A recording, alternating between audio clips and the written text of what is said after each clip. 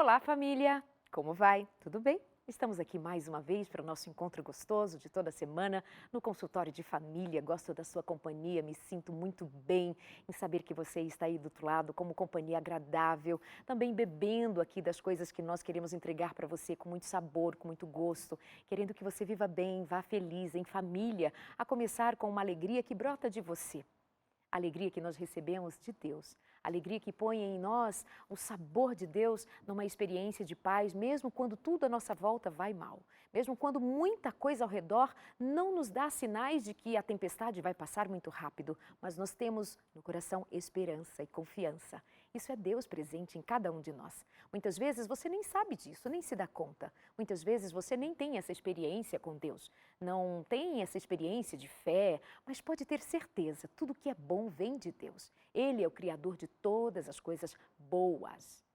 Mas na vida nós tropeçamos, caímos, às vezes fazemos más escolhas, às vezes somos levados a fazer escolhas sem mesmo pensarmos a respeito das consequências e por aí vai. Mas tirando um pouco os olhos dessa nossa falibilidade, dessa nossa dificuldade de enxergar a vida positivamente o tempo inteiro ou fazendo escolhas corretas o tempo inteiro, porque somos fracos, somos pó, somos assim como somos, mas nós podemos fazer diferenças, nós não podemos ficar só nessa ideia ou nessa certeza de que somos fracos e que somos falhos e que nada pode fazer diferente. Não, podemos sim. Porque apesar das nossas fraquezas e limitações, nós também, ao mesmo tempo, temos muitas capacidades. E Deus nos tem dado capacidades de, inclusive, acertar agora. Acertar o caminho, acertar a rota, tomar um novo caminho para fazermos uma nova história. Depende de mim e de você. Depende para cada um de nós tomarmos novas decisões se aqui tudo tem dado errado. Portanto, fica aqui a nossa palavra de incentivo, o nosso carinho a você que tem se despertado para fazer novas escolhas e buscar a sua felicidade juntamente à sua família. Que Deus te abençoe. Vamos ao programa de hoje com um tema muito interessante que tem a ver com isso que eu dizia agora. Escolhas, decisões, novas decisões, encontrar um novo rumo, fazer a sua própria história. E é muito interessante que você fique aqui com a gente nesse papo de hoje. Nós vamos conhecer a história de um rapaz que há 12 anos fez uma escolha muito definitiva ao que parece até agora. Ele fez uma mudança que a muitos de nós parece assim loucura. E nós vamos perguntar a ele mesmo se não é loucura passar tanto tempo ao longo dos últimos 12 anos comendo só frutas e vegetais. Nada cozido, algum amêndoa, alguma coisa das castanhas, das oleaginosas também, mas isso é isso. Não come arroz integral cozido, muito menos o branco, ou seja, nada cozido, nem feijão, nem macarrão, nem uma pizza, nada. Mas Darleide, nem integral, nem assim, nada, não tem fogão na casa dele, vê se pode, isso existe. Então, nós vamos conhecer a história do Eduardo Coraça, que está aqui com a gente. Bem-vindo, muito obrigada por aceitar o nosso convite. Grato pelo convite de eu poder mostrar o que eu mais amo na vida. Compartilhar essa mensagem que eu acho que é a solução para a maior parte dos nossos problemas como raça humana. O Eduardo, ele não é religioso, ele não professa nenhuma fé em termos de igreja, nem católico, nem adventista, nem batista, nada disso. E o que me fez sentir vontade de convidá-lo foi justamente partindo desse princípio de que ele não tem nenhuma fé, não está defendendo nenhuma bandeira religiosa, mas um homem que vive uma experiência que é muito próxima daquilo que eu creio e daquilo que muitos de vocês creem, especialmente os adventistas do sétimo dia, que buscam um estilo de vida mais saudável, que cuidam melhor da saúde, por instrução dessa própria igreja, como mensagem de saúde embutida numa fé que é muito mais ampla, a nos apresentar como seres integrais. E ao ouvi-lo, certa vez, numa palestra no TED, fiquei muito impressionada porque você resgata uma fé nossa lá de Gênesis, da criação, quando Deus dá a dieta para o homem, comer frutas, vegetais. E eu ouvia você falar e dizia, meu Deus, mas ele nem é cristão, ele nem é adventista ou isso, aquilo. E você vivendo uma mensagem assim, de um jeito que para muitos pode ser radical, mas é de um jeito tão simples, tão bonito, que me encantou. Então eu já faço questão de dizer isso a você, não cobre dele, que ele seja um religioso, que ele esteja trazendo conceitos da Bíblia. Eu só quero que você conheça um homem que vive uma realidade que é muito bonita e que muitos de nós não vivemos, mesmo tendo conhecimento do que diz a palavra de Deus. Eduardo, em que momento da sua vida e por que você decide fazer uma mudança na sua alimentação e o que isso significa? Bom, eu cresci dentro de um contexto, né, vivendo de comida industrializada e sendo sedentário, jogando muito videogame. Infelizmente, meus pais trabalhavam muito, a gente morava em cidade grande, então era sempre aquela vida de apartamento e a gente não conhecia pessoas vivendo numa dieta vegetariana nem nada. Então eu tive muitos problemas de saúde e tomava muito medicamento, minha mãe sempre me levava a muitos médicos e nada dava jeito. Aos 17 anos eu acabei virando um competidor a nível profissional, viajando o mundo inteiro competindo, e isso me levou a começar a piorar meus hábitos de estilo de vida. Eu fiquei ainda mais sedentário e comecei a comer muita comida industrializada, até mesmo fumar cigarros e tomar cerveja, vira e mexe. E eu comecei a não só ficar ruim no meu trabalho, né, no meu esporte de escolha, que era literalmente um trabalho, né? Assim como meus problemas de saúde começaram a aumentar demasiadamente. Aos 22, eu me vi diabético, estava para fazer 2 cirurgias e com inúmeros problemas gastrointestinais, facilmente ficando com febre, entre inúmeros outros problemas. E vendo que até mesmo minha capacidade neurológica em estudos, etc., já não era mais a mesma, né? Então, eu comecei a ficar... Eu estava buscando algo, né? E ia a muitos médicos, ia a nutricionistas, só que aquilo não me fazia sentido, né? Na época, minha nutricionista falou, pega leve com leite, que é alergeno, pega leve com churrasco, que é cancerígeno. Eu falei, bom, se eu não quero sofrer de alergia, se eu não quero sofrer de câncer, eu não vou pegar leve com algo que pode causar, né? Aí, meus médicos sempre me recomendavam pílulas. Eu me sentia dopado, 5 horas depois voltava os mesmos problemas que tinha antes. Eu via que o funcionamento, seja físico, neurológico, imunológico, não melhorava, né? Só piorava. Então, eu vi que minha saúde e minha vida estavam em jogo e que eu ia sofrer de alguma coisa, uma doença crônica muito cedo, se eu continuasse... É aquela coisa, faça o que os outros fazem e tenha o resultado que eles têm. Hoje em dia, 80% da população mundial morre de principalmente câncer e doença cardiovascular. E a gente sabe cientificamente que são doenças causadas por estilo de vida.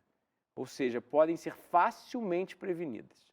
Isso com publicações médicas e científicas nos principais jornais médicos e científicos do mundo. Então eu falei, não quero isso para mim. Aí eu comecei a pesquisar freneticamente, felizmente a gente já estava na era da internet, eu esbarrei com o conceito de veganismo. Vi o trabalho do Dr. Jim Ornish e o do Cal Esselstyn, que eles provam desde 1990, com publicação o Ornish no Lancet, que ele conseguia literalmente reverter doenças cardiovasculares em um estágio relativamente avançado. Se ela mata 40% da população mundial, assim, é uma coisa muito impactante. Com certeza. Entende? E logo depois ele também provou reversão de câncer, né? Câncer de próstata, mais especificamente na época. Então eu falei, uau, isso faz muito sentido. Comer plantas faz mais sentido que comer animais e produtos industrializados. No mesmo dia eu esbarrei com o conceito de crudivorismo, ou seja, de viver de alimentos crus. Aí eu olhei e falei, bom, 700 mil espécies compartilham o globo conosco e só o ser humano queima seu alimento. E a gente faz um eufemismo, na verdade, né? Que a gente chama comida cozida, a gente chama de comida cozida, mas na verdade é comida queimada. E aonde eu fui compreender ao longo do tempo que é na verdade um insulto ao Criador, ou à natureza, quem quer que seja, acreditar que a gente consegue melhorar a criação. Acreditar que a gente consegue melhorar o alimento já perfeito. Entende? Para que queimar ele? Né? Então, isso fez muito sentido para mim na hora e eu desci. Eu tinha voltado a morar com meus pais, eu tinha largado meu trabalho, que era muita viagem. E eu tinha voltado a morar com meus pais, desci na hora e falei, não cozinha mais para mim, eu não como mais comida cozida. E isso tem 12 anos. Não foi tão simples assim, né? Eu ainda errei algumas vezes, mas desde então eu literalmente nunca mais comi comida cozida, assim, de sentar para comer, entende? No início eu ainda não sabia quantidades, não sabia proporções, então eu cometi alguns erros e às vezes voltava a comer alguma coisa cozida, mas era alguma coisa assim, tipo, sabe, uma coisa cozida no meio de uma refeição inteira, o resto do dia não era, nunca tocava, né? E depois você vai fazer nutrição, você Sim. vai Aí, estudar um pouco. aí, felizmente, o que aconteceu? Eu sofri de alergia a minha vida inteira. Em 3 dias eu nunca mais tive alergia. Tem 12 anos que eu não tenho uma dor de garganta, uma tosse, um espirro. Minha capacidade neurológica foi extremamente aumentada. Minha capacidade física foi extremamente aumentada. E eu vivenciei níveis de saúde, de bem-estar, de compreensão da vida como um todo, que eu acho que ninguém nunca passou. Então eu fiquei tão extasiado com ter descoberto isso, que eu falei, para que as pessoas estão morrendo? É tão simples quanto, sabe, voltar a dormir cedo, praticar atividade física, pegar sol, comer frutas e vegetais, não queimar seu alimento, entende? Então eu me motivei a compartilhar isso com o maior número de pessoas possíveis, e é isso que eu tenho feito há 12 anos. Né? Desenvolvi todo um trabalho, eu fui virar nutricionista, escrevi livros sobre o assunto, desenvolvi receitas culinárias em prol de ajudar as pessoas, sabe?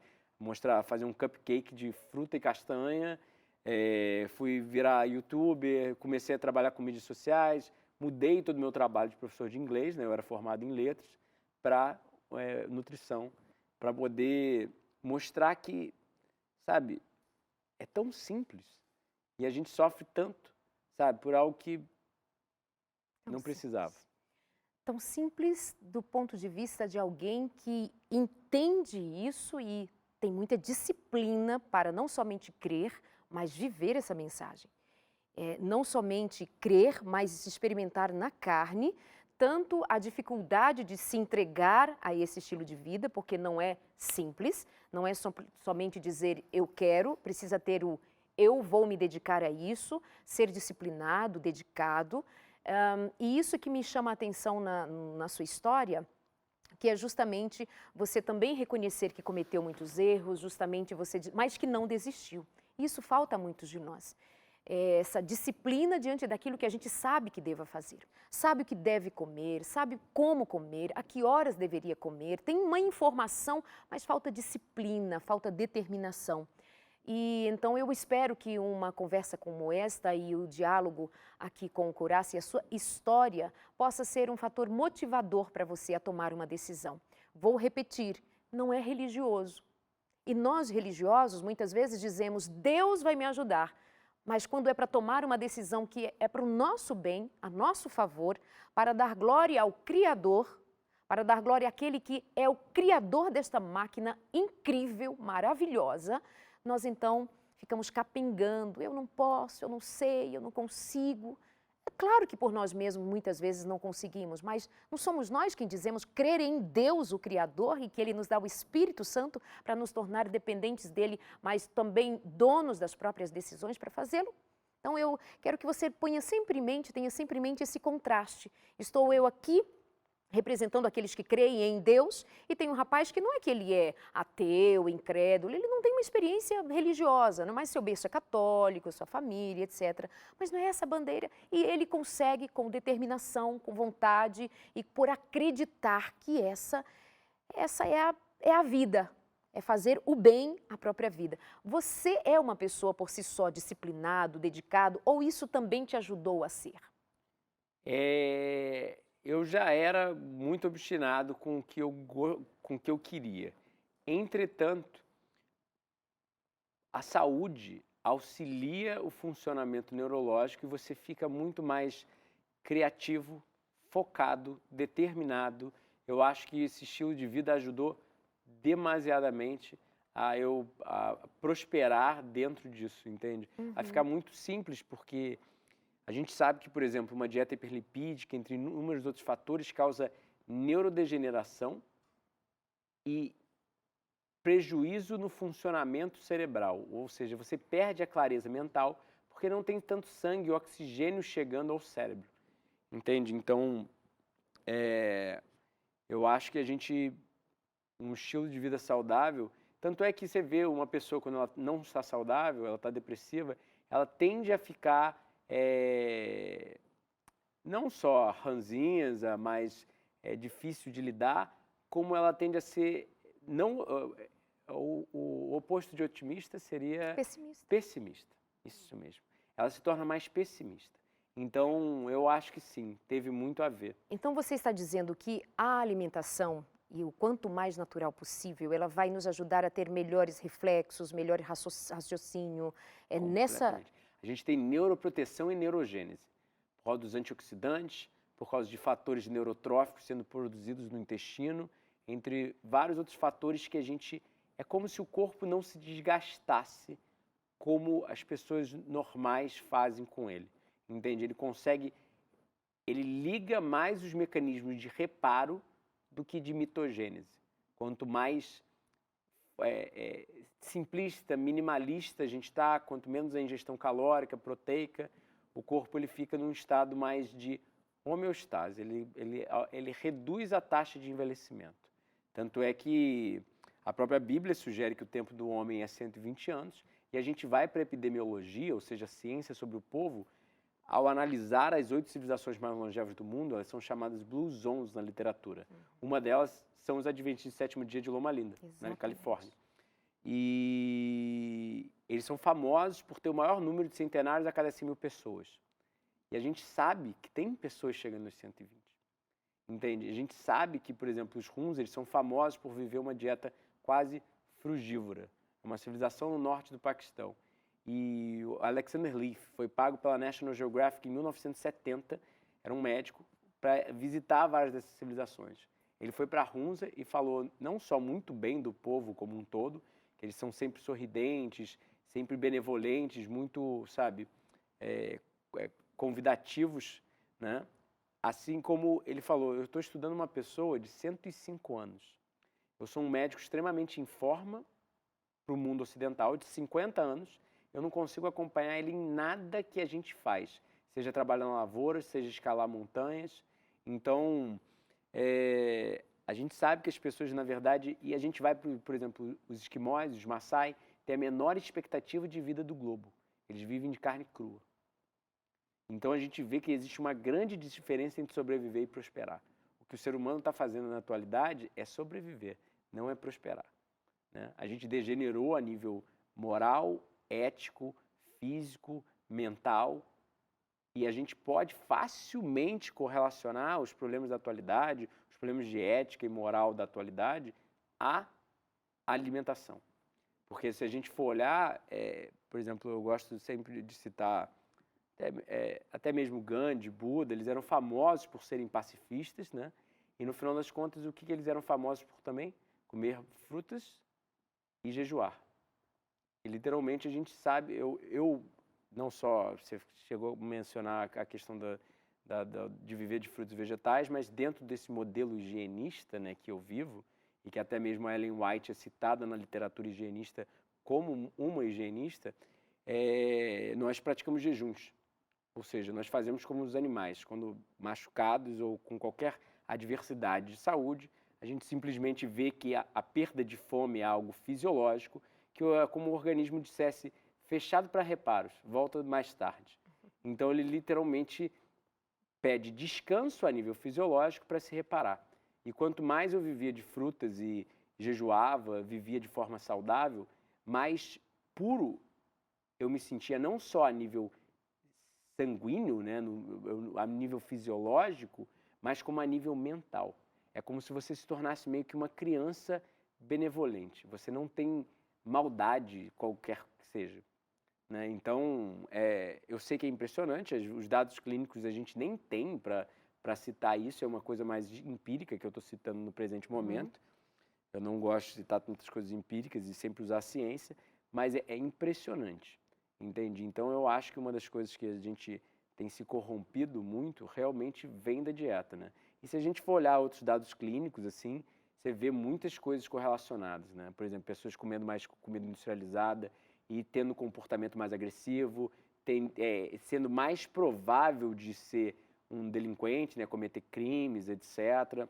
A gente vê crianças que crescem com estresse materno, ou depressão materna, ou em orfanatos, tendo alterações em níveis de hormônios, tamanho da amígdala e formação do córtex frontal, que é onde fazem processamento de emoções, e isso leva a elas a serem mais agressivas, menos empáticas, resposta normal ao estresse, entre outros fatores. Então, a gente Isso vê... tudo associado ao que come, à alimentação, ao estilo de vida dos pais, das crianças. Estilo de vida. Nesse caso, na verdade, só o carinho materno, só a presença da mãe, só dela não estar estressada e depressiva, já influencia na fisiologia da criança.